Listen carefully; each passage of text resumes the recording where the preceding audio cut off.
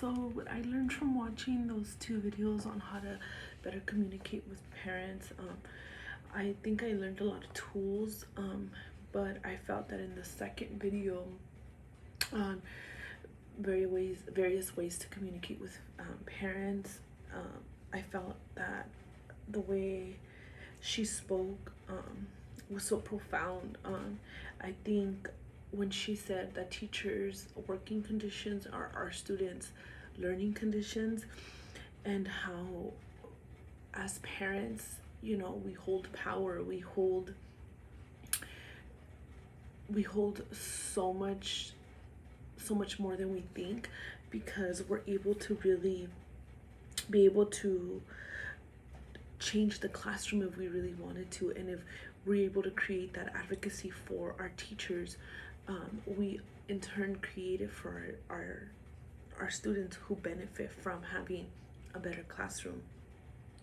I think more than anything, I learned that when we create lines of communication with our parents become a tool for us, and they really, you know, like they said, the parents send their kids to school because they want to make sure that their kids are learning, that their kids are thriving, and more than anything, they want to make sure they're safe. And I think when we're creating lines of communication, whether they're good, bad, ugly, and really showing that we as a teacher advocate for their kids just as much as they do, it really creates a positive experience, so that when the teacher does need them, you their parents come through. I think another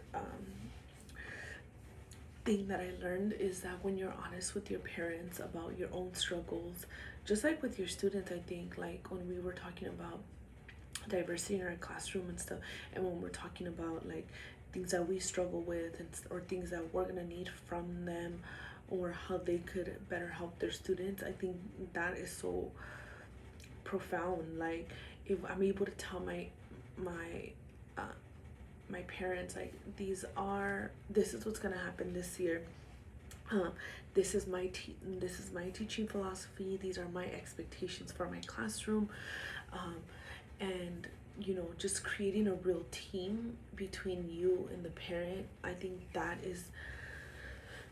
that's gonna go a long way. um, Three things that I would use to communicate with my parents.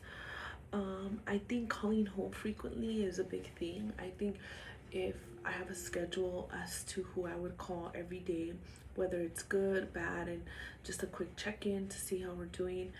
The other way is a app. I know a lot of schools now use Class Dojo.